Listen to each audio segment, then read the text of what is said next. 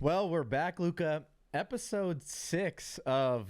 We may as well just start building the acronym now. BTV, Behind the Visor. If you guys are new here, if you haven't checked out the brand newest news, which was on Monday, the big extension re-signing, make sure you guys go and listen to episode 5 so you guys can catch up to date. Yeah, we'll give the claps. But yeah, definitely go check that out. But we're in a brand new episode. It's episode 6. We actually kind of had scheduled this to be, I guess, our Labor Day episode for kind of our season rewind. But we're going to add in some relevant CFL news into this, which is the CFL Club Report Cards that are just got released as of today, which is, I believe, January 7th. This video will get posted on January 8th, which is, I would say, pretty quick response time for a current CFL player, Luca, don't you think? Yeah, absolutely. And, I mean, just breaking down, especially getting that people can't say that we're not timely here on BTV, especially if we're turning it around. You can have your morning cup of coffee tomorrow and hear the breakdown of the CFLPA report card. So I don't want to hear about anything not timely in the future.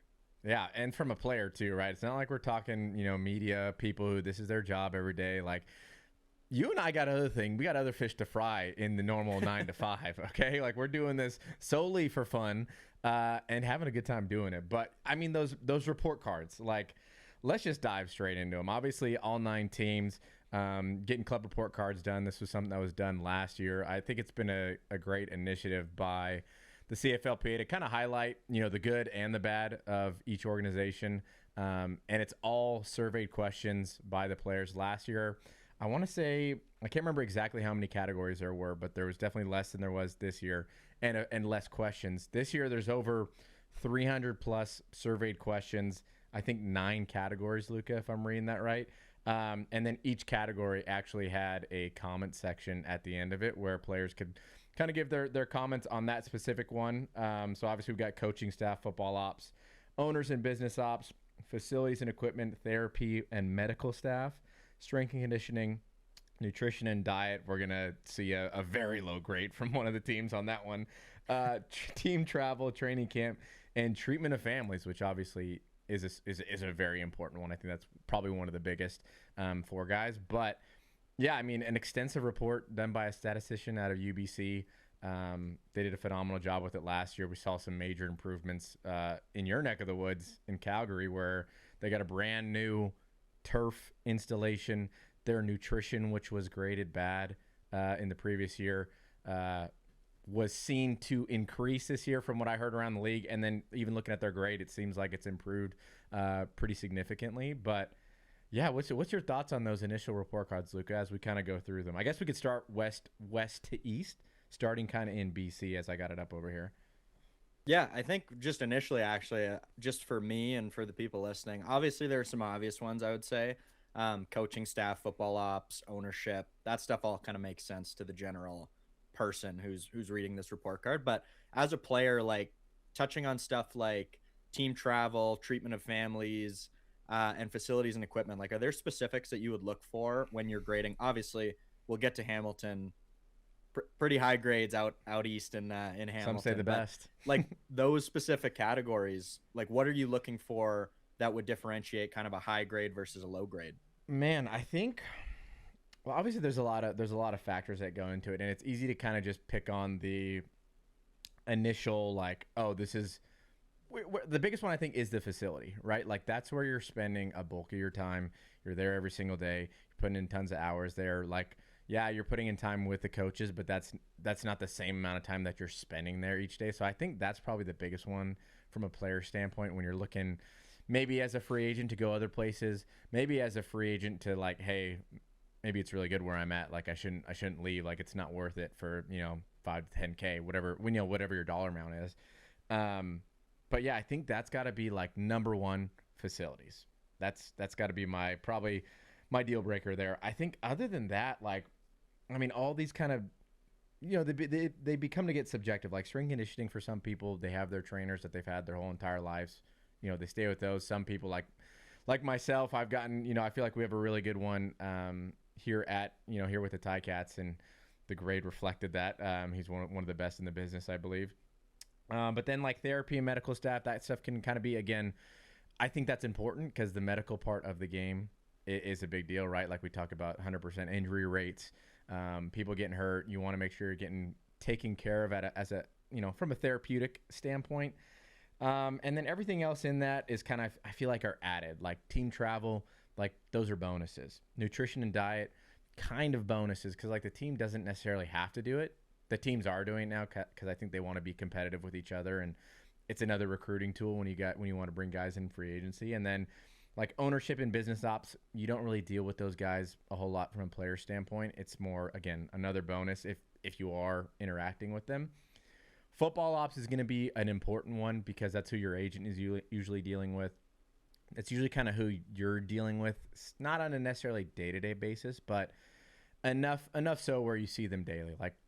Like with our team, everybody is kind of all in one spot. The front office staff, the coaching staff is all in the same place where our meeting rooms are, just above our locker room. So I think for us, like, that's going to be one of those bigger grades that's kind of important because you're seeing them every day. But other than that, yeah, facilities and equipment, important. You want to make sure your equipment managers are taking care of you, getting you that extra pair of gloves when the playoffs come, or hey, maybe you just need a new pair because yours are a little run down. But other than that, I think I gotta set my hat on facilities or the facility itself, right? Because that's the biggest grade I think is the most important. You're spending too much time there. Yeah, and I think that makes a ton of sense, especially if you're spending the time there. Like, obviously, I'm the ownership and business operation stuff. Having been in the biz ops office for the Stamps, there was pretty limited interaction with players unless we needed to shoot a video or something like that. So, kind of makes sense why that one would be less important. But getting into the grades, west to east, we're starting in BC.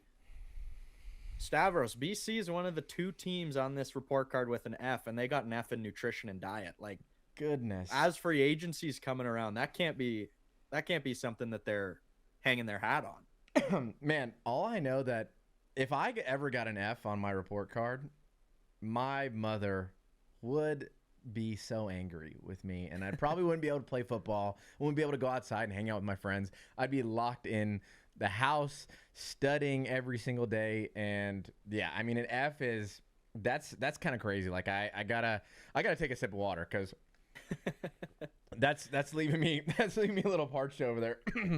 But I feel for those guys over there, right? It's like, again, it's one of those things where the teams are all being competitive with the nutrition part, and like to get an F, I don't even know. I don't even know what you have to be getting fed, or maybe you're not getting fed at all.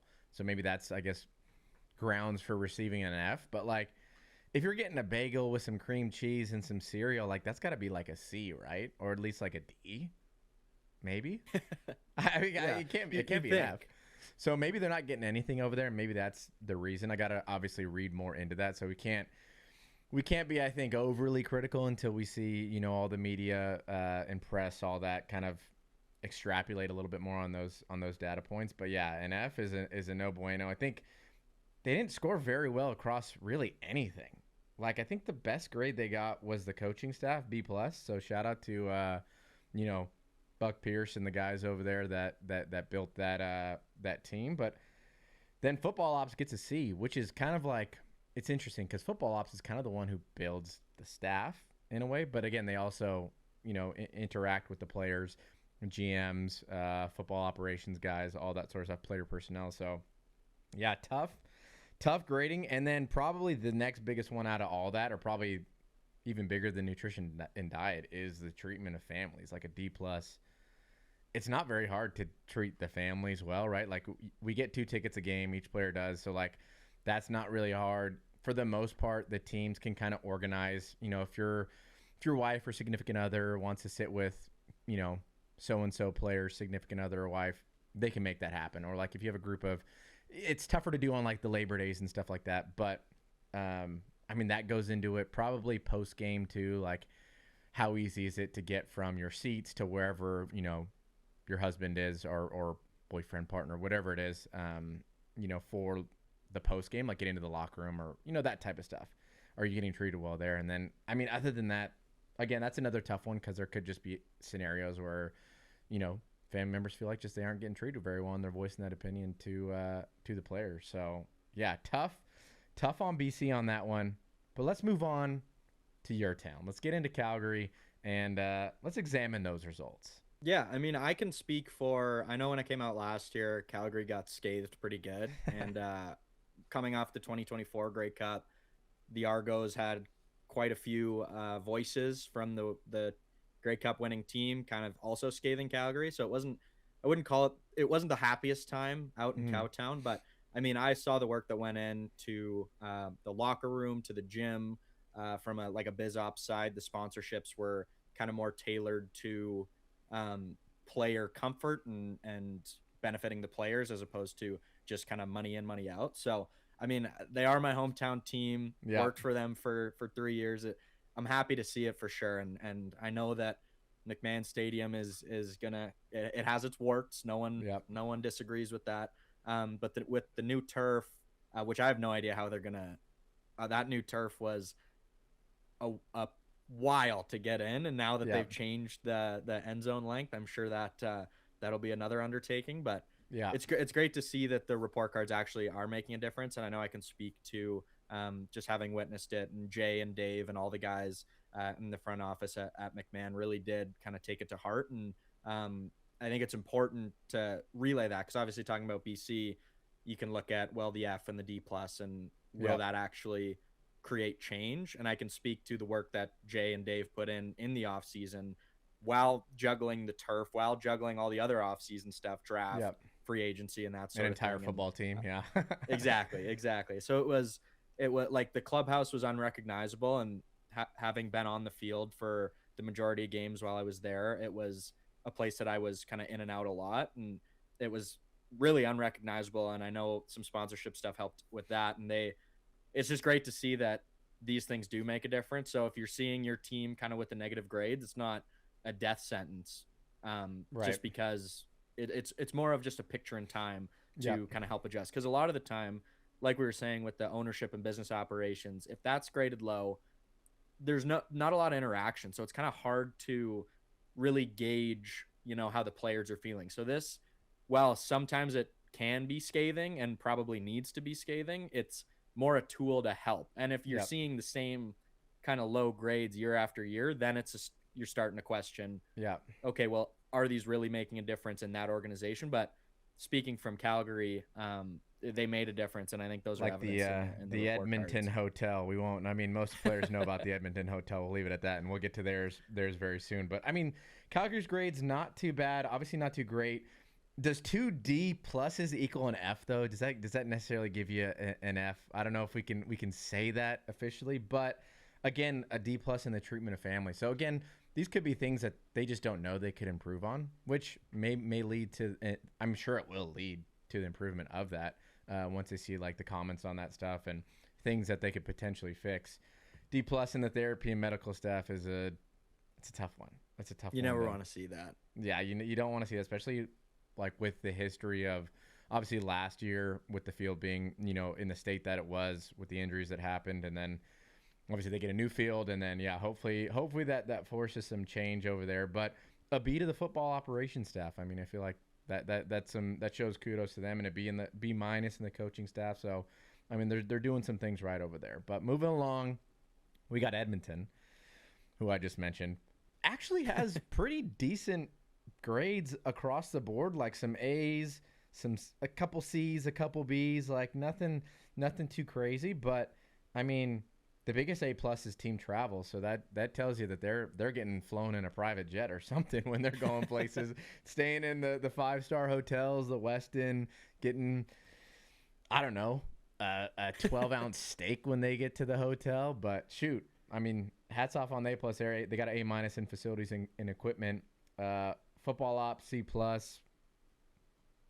That's a tough one, but I mean, other than that, pretty good. They don't have it on here because it's a grade from all the other players, but they had us actually rank in order, essentially the worst places to travel to best, and I think it was almost like probably 99% of reviews were that the Edmonton hotel that we stay in, which is like a a hotel that was big in like the 60s and 70s and needs to see a facelift, where we all stay, but I guess they have some deal there with the team.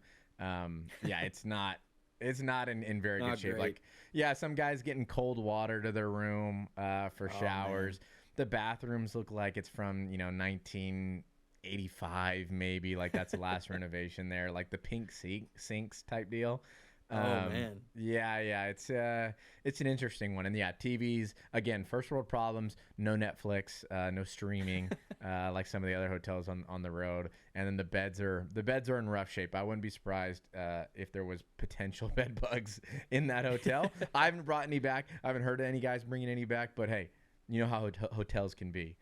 You run in there with those UV purple lights. That would be no one see. ever needs to do that. Yeah, no, we don't need to do that. It's probably best left as a stone unturned. But we'll keep it going. Well, these are out of order, but let me go to the next technical team. I believe would be the Saskatchewan Roughriders if my geography has any merit since being a football player full time. But they're if Hamilton is number one, they're number two. They're right there with some great grades across the board. I know that, kind of speaking with literally anyone in the CFL, Corey Mace has great reputation as being a guy that kind of goes to bat for his players. And it seems like they got a great thing going. I mean, obviously they're coming off a Grey Cup, so they do have a great thing going on over there. Right. And the facilities are nice. Mosaic's a great stadium. And to get no offense to anyone in Saskatchewan, but to get these grades when Regina isn't exactly Vancouver or Montreal or Toronto, it kind of speaks to just how committed to the football team that the city and the organization is. Right. No, these grades would get you into some pretty good D1 schools down in the States and some great Canadian universities. I think with that grade point average right there, I think you could get into UBC. I think you get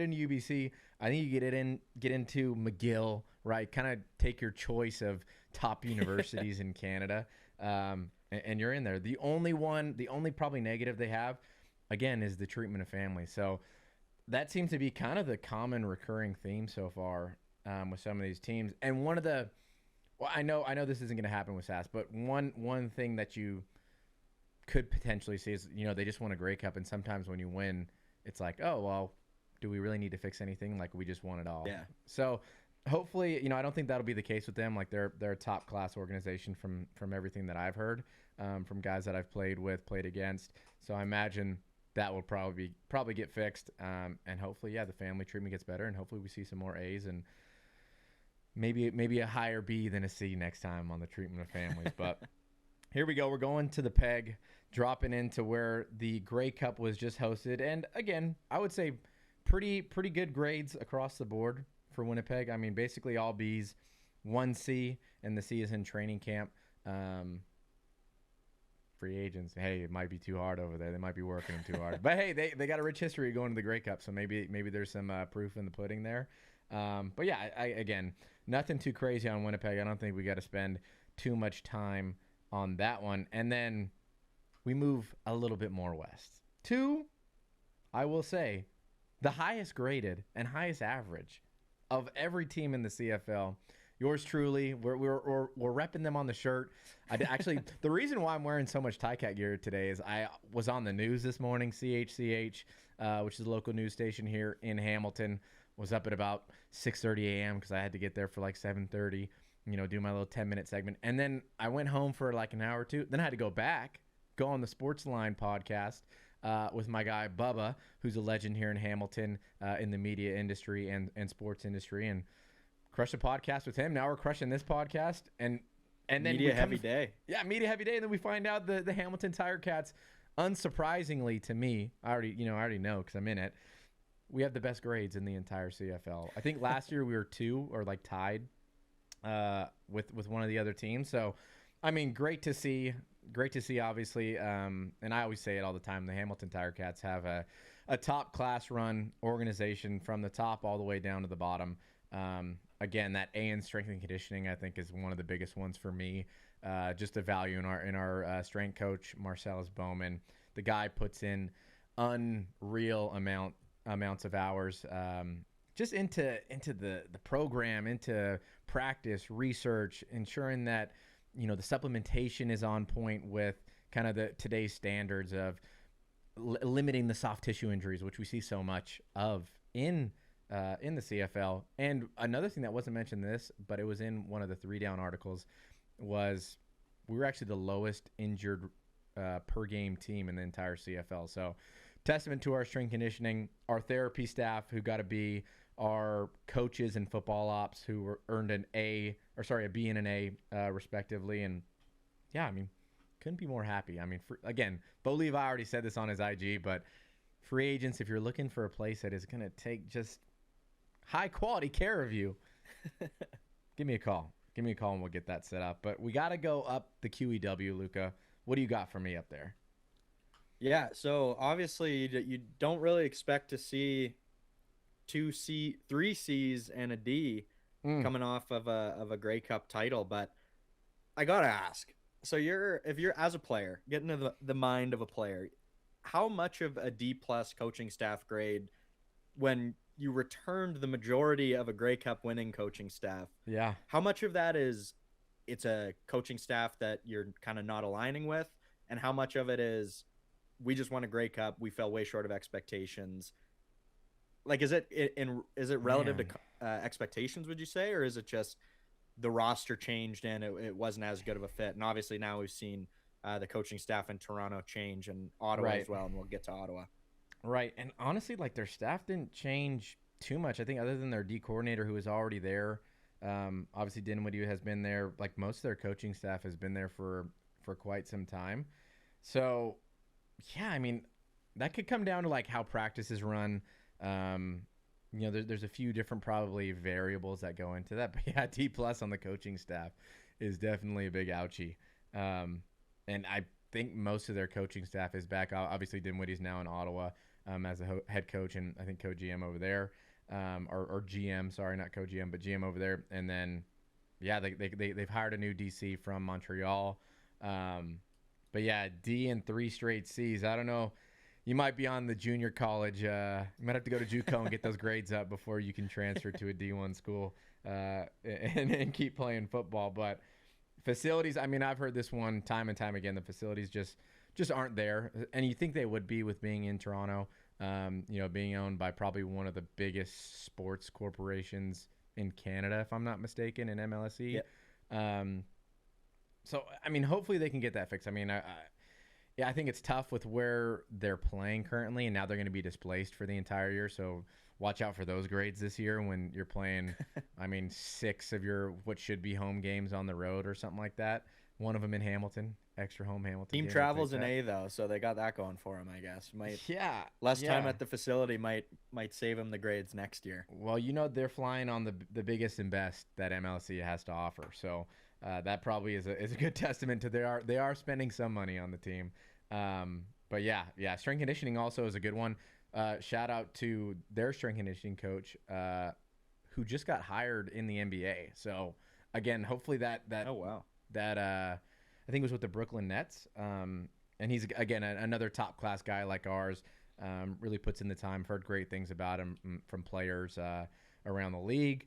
But yeah, they're losing a good one down, or I guess up there to down in the States. So hopefully that grade can.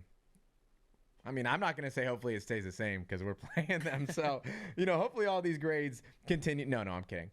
Obviously, you want the best for all these teams too, because at the end of the day, the players are the ones who, are they feel this way. This is how they feel at the end of the day. And as a pro player, like, you just want to feel like a pro. You want to play like a pro. You want to get treated like a pro at the end of the day. So hopefully that continues to increase just up the QEW here on top of Lake Ontario. But now we go further. We go further east, not as far east as you could go, where hopefully a 10th team could land us at some point in the next couple of years. But we're in Ottawa, and it's not looking good. It's not looking very average. Like, it's kind of looking a little bad over there.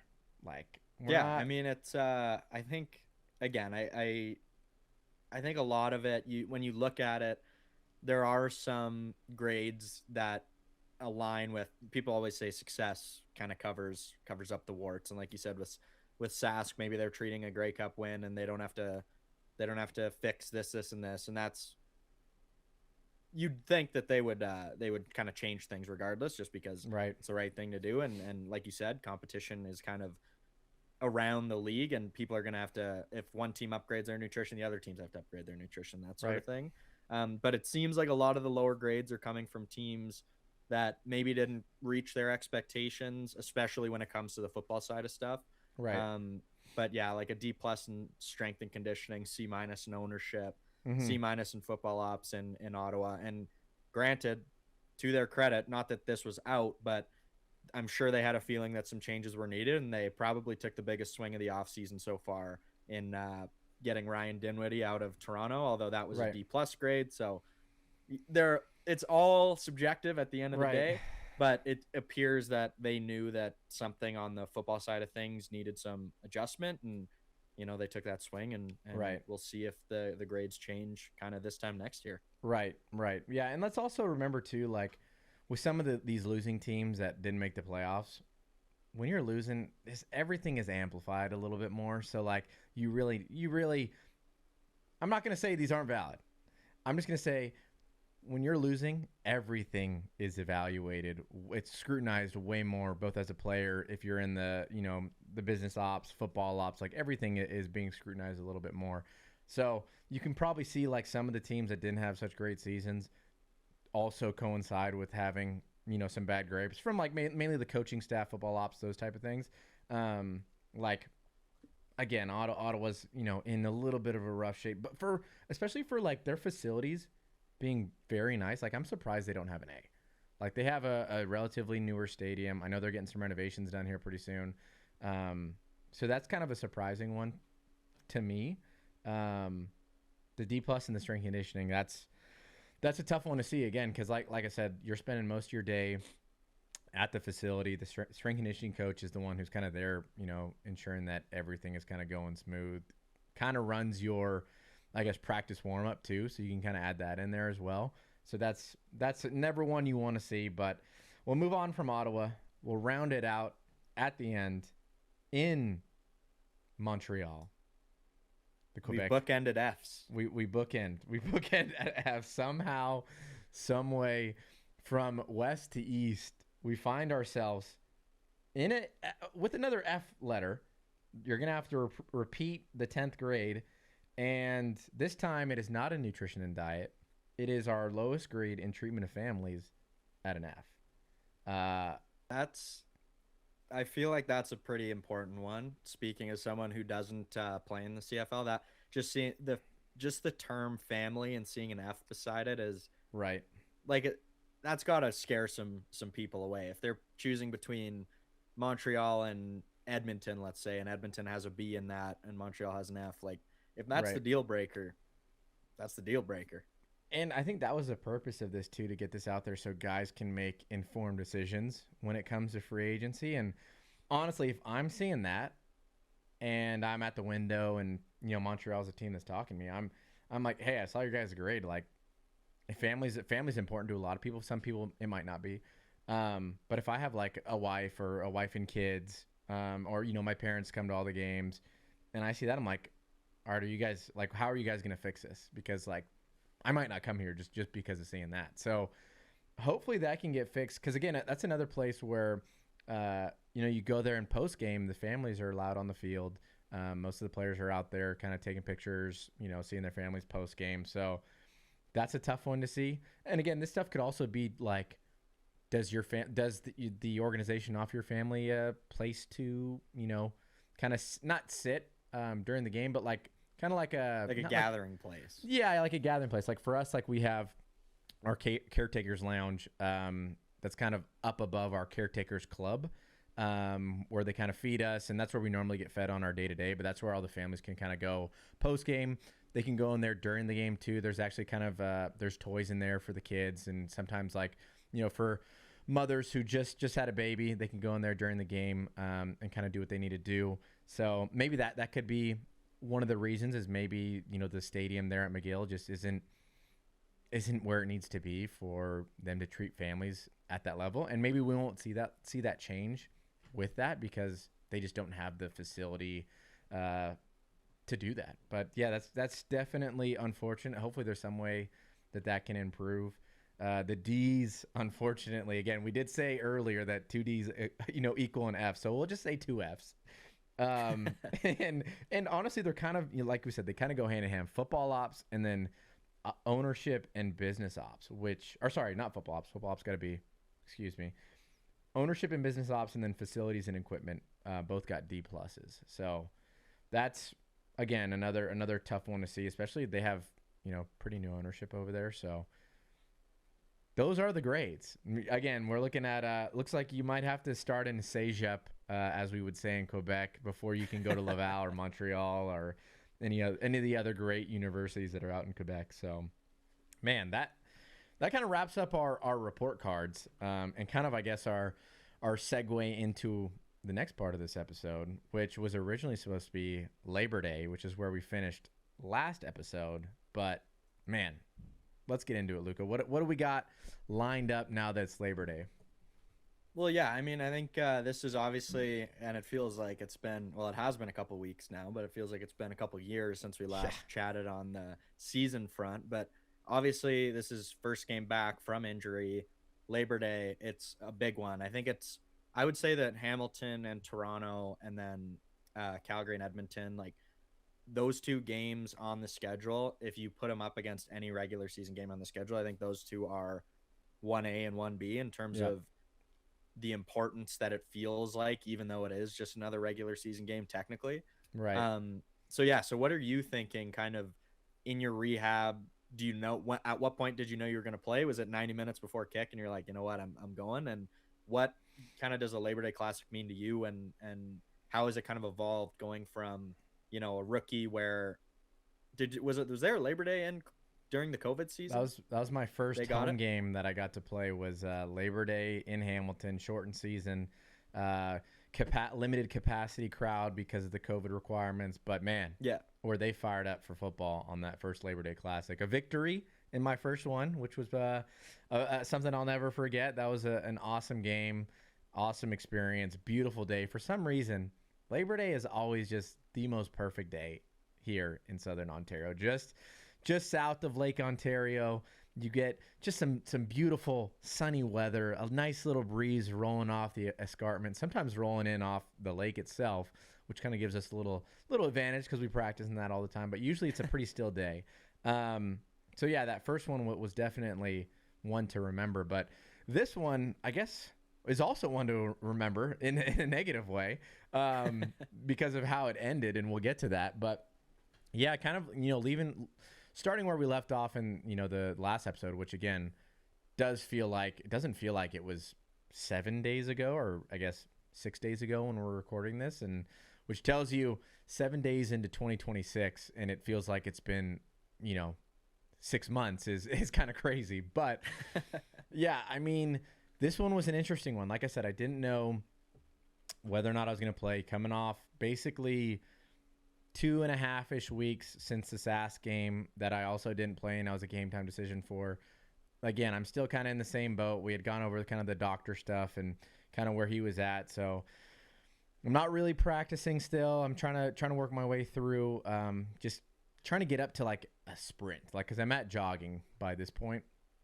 And, got family coming into town. So like that's on my mind. So I'm like, dang, my family's coming out for their first ever Labor Day game. Like, I got to play in it because like they've never been to one before since I played here, my parents. And I was like, okay, I just got to figure out, get to the game, and then we'll go from there. So again, feeling a little bit better than the SAS game. Get to kind of game day, wake up. It's, you wake up and it feels okay. You start, you walk down the stairs, have your breakfast, do the things that you do. Feels okay. Get to the stadium and I'm like, all right, well, I got to go do like my testing of it. I got to go out and, I got to get it taped. I got to go run. I got to see what we're working with here, and kind of get out there, take a few like build up runs, and it's painful. I'm not gonna lie. It was hurting. It was hurting pretty good. But I was just like, you know what? I'll be able to do this. We'll get a little bit more adrenaline, some pre-workout, a couple 100 milligrams of caffeine, maybe a painkiller in there, and we'll be good to go. And then also you just, again, that adrenaline of Labor Day when you're running out, sold out crowd, which think this game was sold out like over a week in advance, which is pretty. I wouldn't say it's uncommon, but since I've been here, I don't think I've seen a Labor Day sold out as early as it was. They showed out.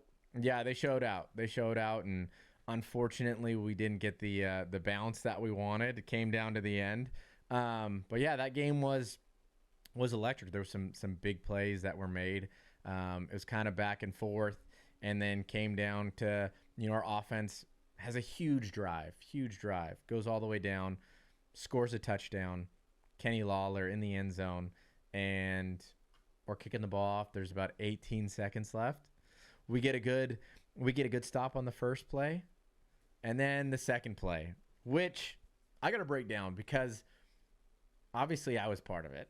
I was part of it. I could have made a huge play on it, but I guess from my point of view, we're in kind of a cover two, which you could kind of see from that.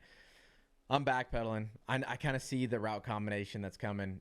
I go to make a break, and literally my whole foot, actually not both my feet, both slip out from under me. I am 2 hands on the ground trying to push myself back up. I kind of see, like when I had broke, I had saw the ball get thrown. So like in my head, I'm like, oh, I'm breaking. I'm going to pick this ball off. Because like that's just how my brain works when I see like a ball that I can make a play on. Like it's kind of gotten to that point now where I can either, I'm either going to make a play or I don't have a chance to make it. So in that scenario, like I break, I'm like, oh, I know the play. I know exactly what's coming. They got this clear out and a guy kind of bending in underneath it, which is Deshaun Brissett, who was a receiver on that one. And like, as soon as I slip, I'm like, oh no. I put my, like, I kind of catch myself. You see that on the screen. And then I look up, I kind of make a break towards where the ball is coming down, but it kind of just throws off the timing. And then honestly, I probably in all that, like the veteranness that I have, I probably shouldn't even have went to go jump for the ball. Cause I'm like, okay, at this point your whole timing's thrown off. Like just secure the tackle. But I was still like, oh man, I should still be able to like bat this ball down or like, break it up somehow. So like I go up to kind of bat the ball down and just like, again, game of inches, dude makes an incredible catch. Still make contact with him. He somehow stays up on his feet. And at this point, I'm like, oh gosh, like I have no idea like how he caught the ball. I just kind of hear the crowd go crazy. And then I kind of get up and start sprinting, and he's running down the sideline. And then I'm like, oh, now he's really running down the sideline. So like, we got to go like at least try to push him out or do something so we get another play in. And then, he basically, in my head, he made it all the way in the end zone. Like, because obviously I don't have the instant replay in that very moment. So I'm like, oh my gosh, they just scored a touchdown. Like we just gave him a walk-off win. Like there's 0 seconds on the clock. I'm looking up in my head too. I'm kind of like, oh, maybe he stepped out of bounds and there's no time left on the clock. Cause that's kind of what everyone's saying. So like, I'm thinking maybe there's a chance that this game will go down in Hamilton Tiger Cat history as the sideline saver, and no time left on the clock. But for whatever reason, I think it was like 0.4 or 0.8. Like it was under a second. Tenths of a second. A tenth of a second left. Stepped out of bounds, and like once that happened, I was like, my goodness, like that was like. I won't say it's the most heartbroken I've ever felt, but like just like when you get like the wind taken out of you like that, where it's like we basically won the game. All we had to do was just make a stop there, and like I said, in my head, why it rings so much more is because like I could have made a play on it, and that's just the nature of the game. You slip sometimes, your cleats don't get under you. Like there's so many variables that go into it, but in my head, I'm just like, man, I could have made the play that ended the game and won the Labor Day Classic for us. And unfortunately, sometimes you're on the other side of those. The replay center came back and said there's point whatever seconds left, and they get to kick a 5-yard field goal, which in 2027 will be, I think, a 20-yard field goal if you add 5 plus the 15-yard end zone. So who knows? Maybe that could change things in the future of Labor Day Classic lore. But yeah, they came out on top of what will go down as probably one of the craziest games. If not in the history of just regular season football, for sure in Labor Day Classic lore and Hamilton Tiger Cat versus Toronto Argo rivalry history. I mean, again, hate that I'm on the other side of it and that we were on the other side of it. But I mean, you got to give your hats off to, again, they get paid too. That's a professional football player making a pro type play, a superstar type play, and then being able to extend the play the way he was and get them into field goal range and somehow step out of bounds with that much time left is, again, you can't do nothing but tip your hat off to them. But we'll end up getting them back a couple weeks down the road. But yeah, that was a tough one to swallow. Like I said, I think after the game, I walked kind of beeline towards the locker room and just was like, dude, I can't believe this just happened. Like, it was, you could feel it in the locker room too. Like, we got in the locker room and everyone in there was just like, it was like a funeral in there, dude. Cause we were on just like the highest high of that touchdown. And then you just get in the locker room and it's just like, how do we just lose? Wind right out of the sails. Like, how do we just lose that game? We're on a 2-game losing streak. That was supposed to be our game that we kind of got back after Sask, and man, like now we're 0-3. Not 0-3, but on a 3-game losing streak. The opposite of a 6-game heater. Yeah, at the most important point of the season, right? They always say like the real season begins after Labor Day or at Labor Day, and I know a lot of coaches hate hearing that, but like that is kind of the truth, because like 9 games at the end of the season can kind of change your trajectory if you go on a heater, so to say. So yeah, that was a tough one. And then we go into the next couple games and it's like, are we gonna win? Like we just went 0-3. Kind of have to win at that point. Have to. Like, definitely it was have to. And yeah, that was an insane, probably, like I said, probably the craziest. I'd say probably craziest ending to a game I've probably ever been a part of, other than a game-winning field goal in 2015 circa UBC national championship.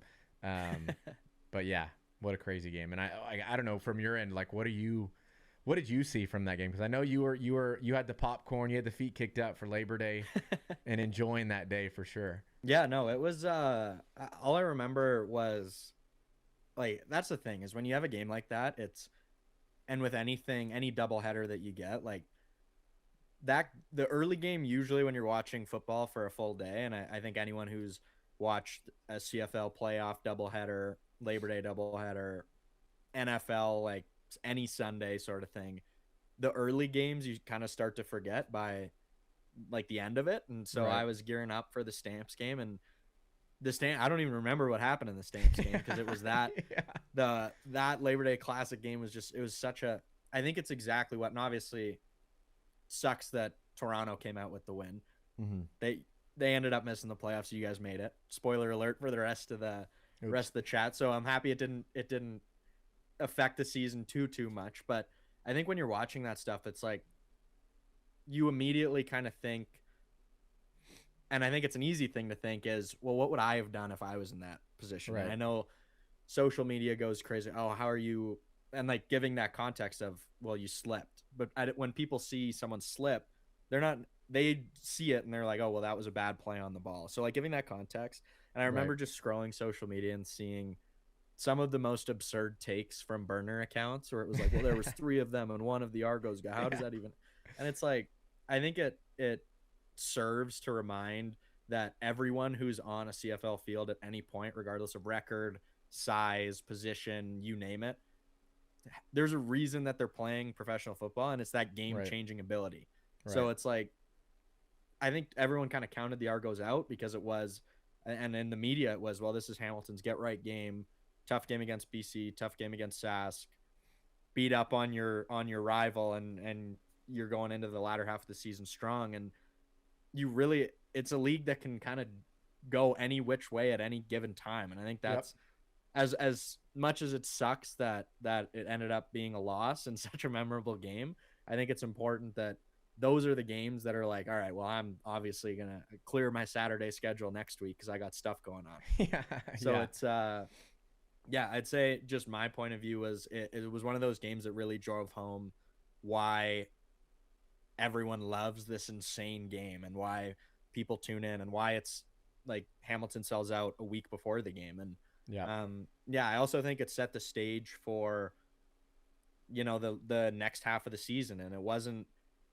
there's no kind of comparison to a 6-game heater on the opposite side. But a 3-game losing streak, you kind of start to, okay, well, now things need to change a little bit. We need to get back Right. on track. And you guys really had one of those seasons where every emotion must have been felt by mid-September. So it was, Yep. yeah, it was one of those games that I was just excited to be a fan of.